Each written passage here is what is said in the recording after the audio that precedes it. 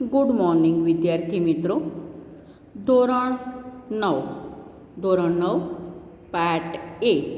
પાઠ એમાં વિદ્યાર્થી મિત્રો પાઠ 16 આબોહવા એમાંથી હું તમને નકશાપોથી પ્રશ્નોની ચર્ચા કરું છું. બરાબર છે. પાર્ટ એમાં આપણે નકશાપોથી પ્રશ્નોની ચર્ચા કરી લઈએ અને પાર્ટ બીથી આપણે શું કરીશું? રિવિઝન. વિદ્યાર્થી મિત્રો, તમારી હવે ચોથી એકમ કસોટી આવશે. બરાબર. એકમ કસોટી 4.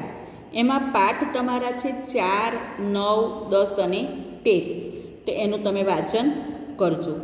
હવે હું તમને પાઠ એમાં પાઠ 16 આબોહવા નકશાપોથી પ્રશ્નોની ચર્ચા કરું છું. પ્રથમ પ્રશ્ન જુઓ. પ્રશ્ન 3 તમારો જે આપેલો છે, ખાલી જગ્યાઓ આપેલી છે. શું આપેલું છે? ખાલી જગ્યાઓ. એમાં આપણે પ્રથમ ખાલી જગ્યા જોઈએ. પૃથ્વીના ધરીનમનને કારણે ખાલી જગ્યા થાય છે. ઋતુઓ. પૃથ્વીના ધરીનમનને કારણે ઋતુઓ થાય છે. 2.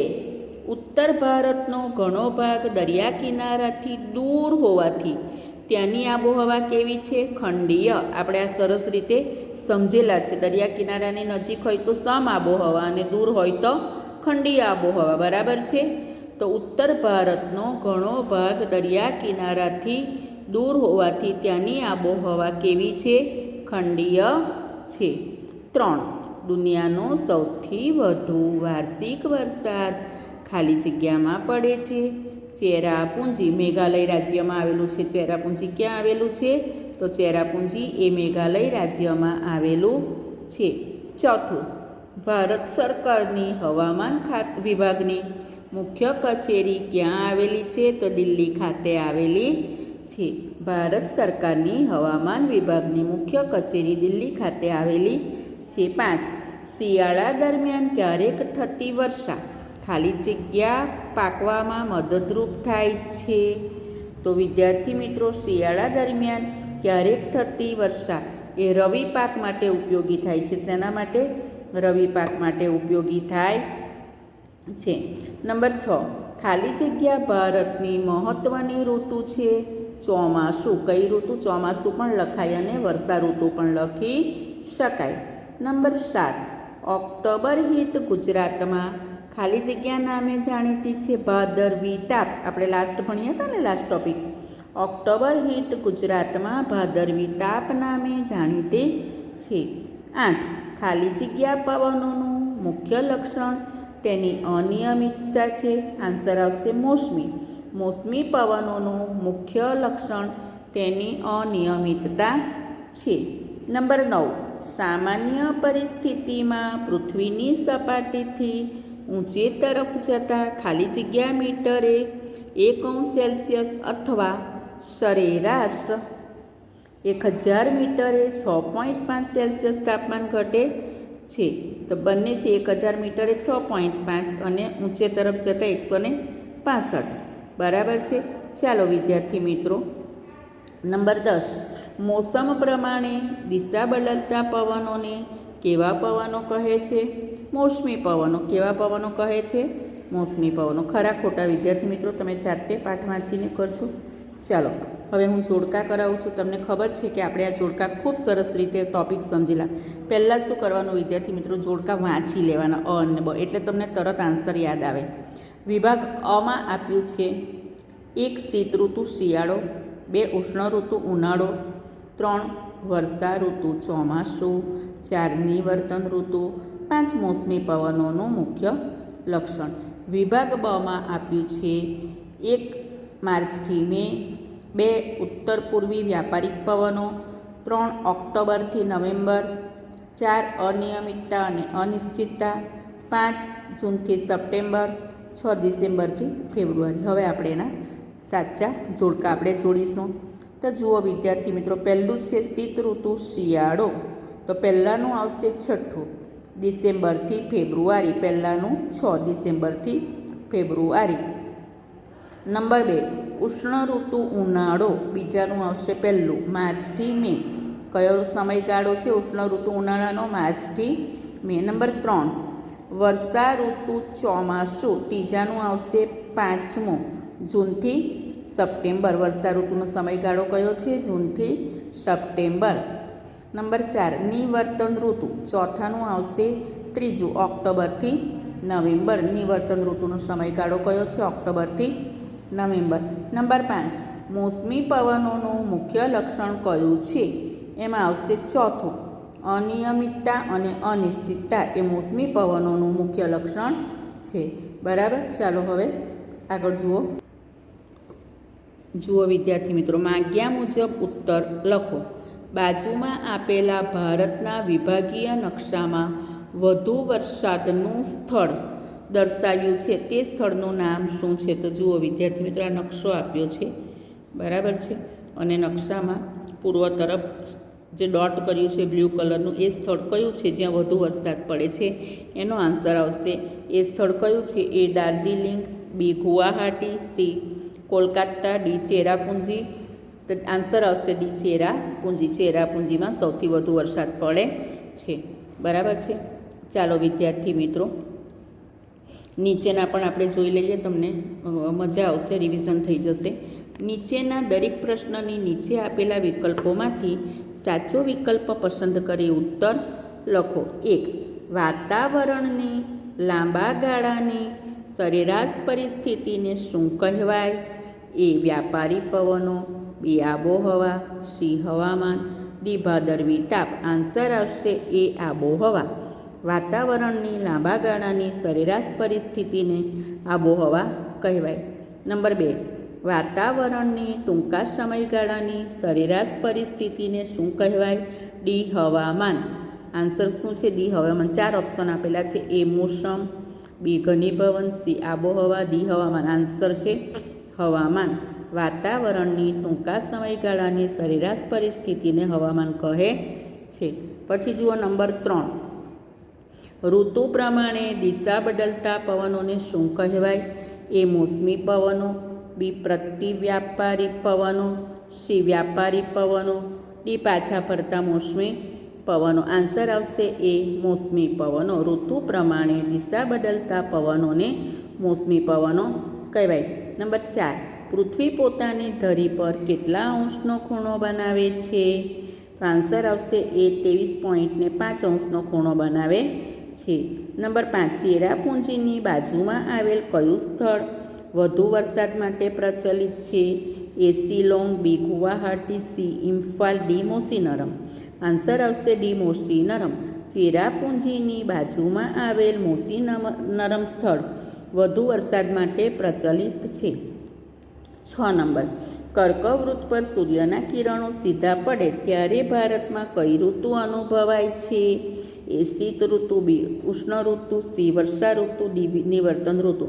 આન્સર આવશે બી ઉષ્ણ ઋતુ. કર્કવૃત પર સૂર્યના કિરણો સીધા પડે ત્યારે ઉષ્ણ ઋતુ અનુભવાય છે. અને નંબર 7 બે અક્ષાંશો વચ્ચે આશરે કેટલા કિલોમીટરનું અંતર હોય છે? આન્સર આવશે બી 111. બે અક્ષાંશો વચ્ચે આશરે 111 કિલોમીટરનું અંતર હોય છે. નીચેનામાંથી નંબર 8 નીચેનામાંથી કયું વિધાન સાચું છે? તો આપણે સાચું જ સીધું વાંચી લઈએ, ખોટા વાંચવાની હમણાં જરૂર નથી. સી શિયાળામાં દિવસો ટૂંકા અને રાત્રિ લાંબી હોય છે એ વિધાન સાચું છે. અત્યારે તમે જોજો 6:30 પછી સતત અંધારું થઈ જશે અને દિવસ ટૂંકો અને રાત કેવી હોય છે? લાંબી હોય છે. એ અનુભવ તમે અત્યારે કરી પણ શકશો. બરાબર છે. નંબર 9 મે માસમાં મલબાર કિનારે થતો થોડો વરસાદ કયા નામે ઓળખાય છે? એ અનાર વર્ષા, બી બનાના વર્ષા, સી આમ્ર વર્ષા, ડી હિમ વર્ષા. આન્સર આવશે સી આમ્ર વર્ષા. નંબર 10 ભારત માટે કઈ ઋતુ મહત્ત્વની ગણાય છે? એ ઉનાળાની, બી શિયાળાની, સી ચોમાસાની, ડી શિશિરની.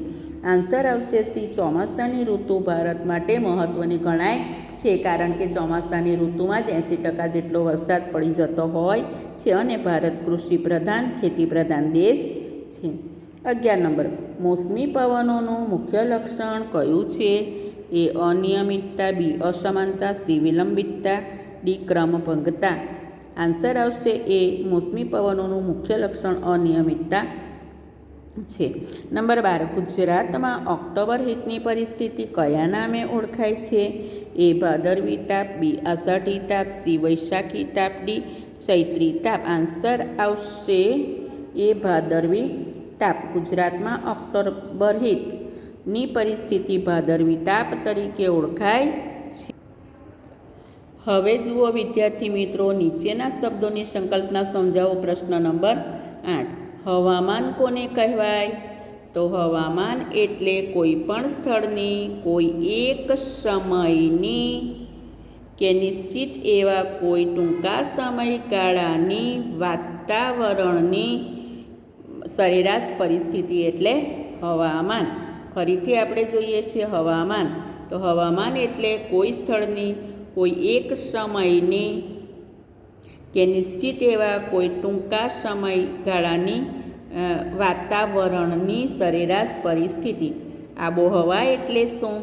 તો આબોહવા એટલે કોઈ પણ પ્રદેશની લાંબા સમયગાળાની વાતાવરણની સરેરાશ પરિસ્થિતિ, એને આપણે શું કહીએ છીએ?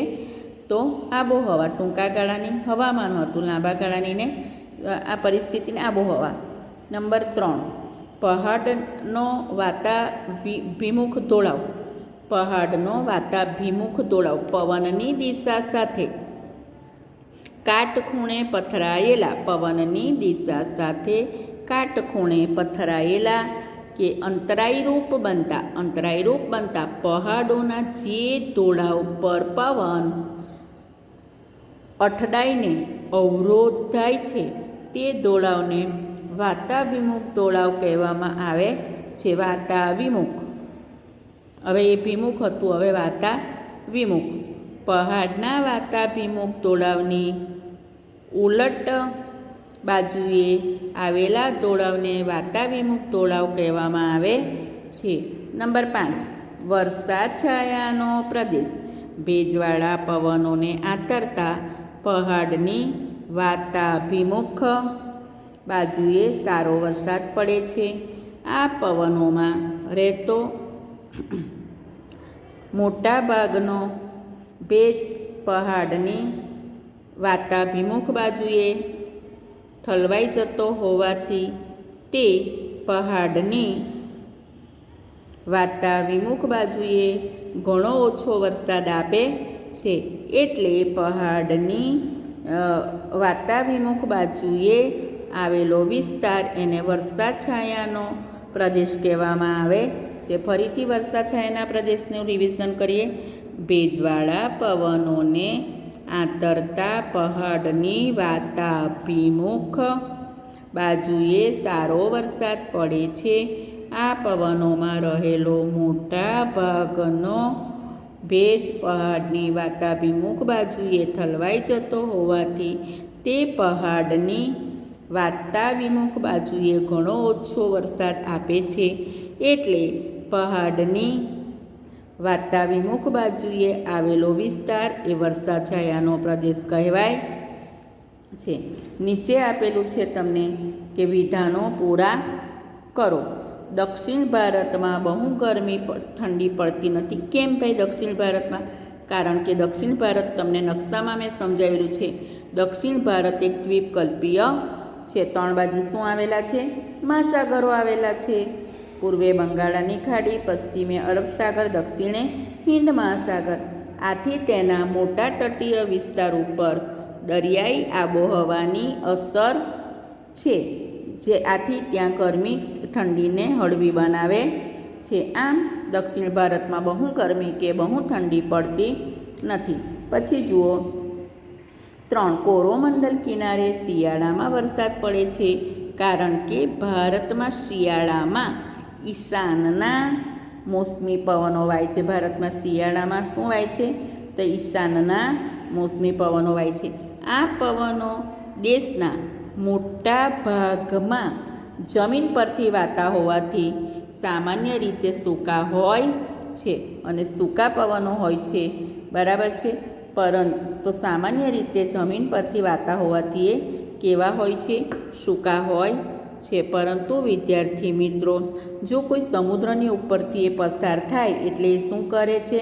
કોરોમંડલ કે દાખલા તરીકે બંગાળાની ખાડી ઉપરથી પસાર થાય તો એ શિયાળામાં ત્યાં વરસાદ આપે છે.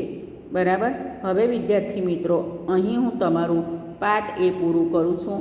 બાકીના નકશાપોથીના પ્રશ્નો પણ તમે લખજો. બરાબર છે. અને હવે પછીના વિડીયોમાં હું તમને રિવિઝન કરાવું છું.